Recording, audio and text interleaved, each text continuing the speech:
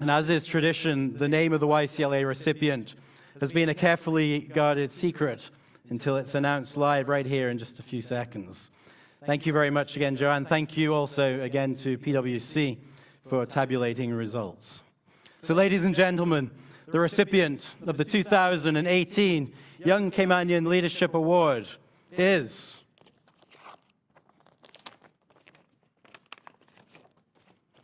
Staci Scott.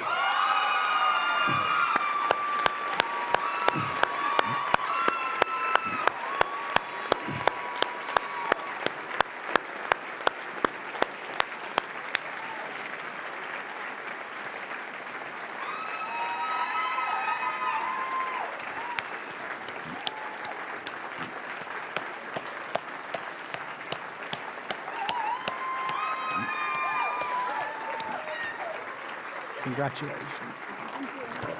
Good job.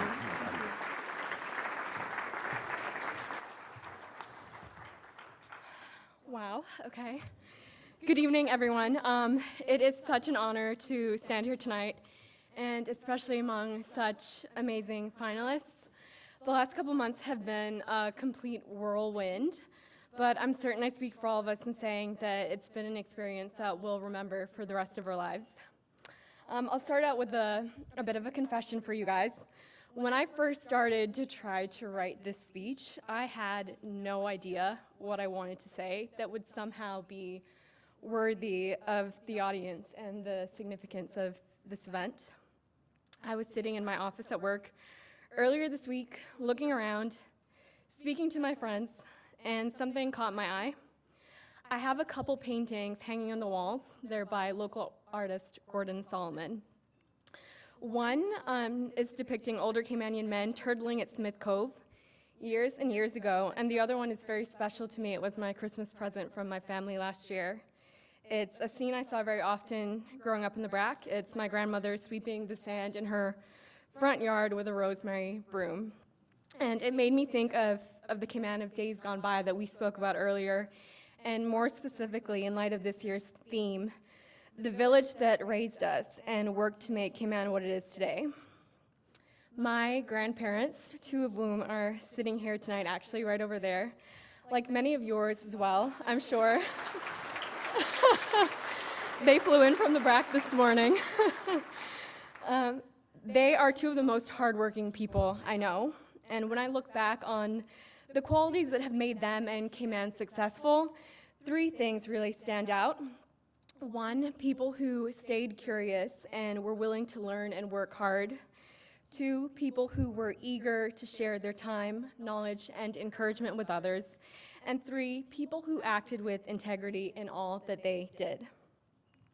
I honestly think this has made all the difference, and as we look to the future and work as a unit within our new Caymanian village, I want to encourage us all, but especially our young people, to hold fast to the truths our forefathers held dear. That, despite our size and any perceived limitations, we can in fact do anything. That a big part of that is because there is nothing we cannot learn and master in time if we are willing.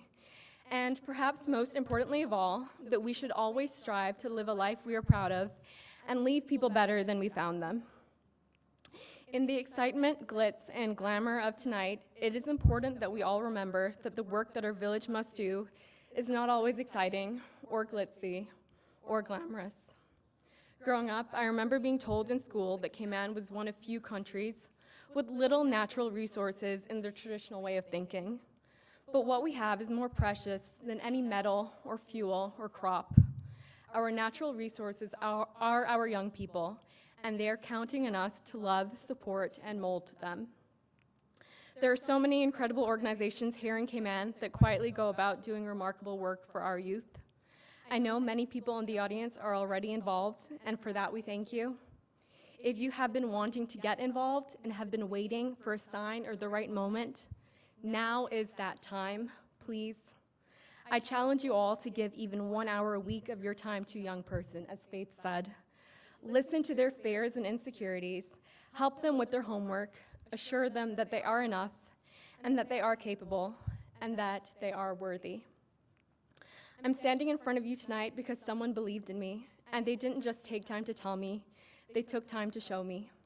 My family, who are my biggest supporters and cheerleaders even today, my teachers at Weston Primary School and what is now Lehman E. Scott Senior High School in the BRAC, professors at Elon University, and a host of colleagues at KPMG. I'm hesitant to name names, as I know I'll always forget someone, but a huge thank you to all of you. I may not have realized it in the moment, but your involvement in my life and journey has made all the difference. A couple years ago, I had the opportunity to travel to Uganda with colleagues from various KPMG offices all over the world to partner with a youth-led development agency and nonprofit by the name of Restless Development. The team I worked with was based in a small town called Jinja, which sits on Lake Victoria and is famous for being the birthplace of the Nile.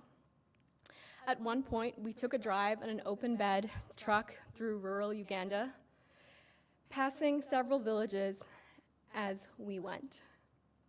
At each village we crossed, the scene was much the same. Everyone was working hard, focused on the task at hand, but the children, especially the younger ones, were different.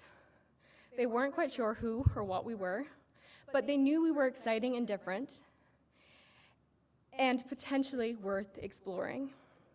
They chased us, quite literally, until we were out of sight. The best villages do that. They create an atmosphere where children are nurtured, protected, and secure in the knowledge that they are free to explore and that home will always welcome them back with open arms. In Uganda or Cayman, that is what we should aim for.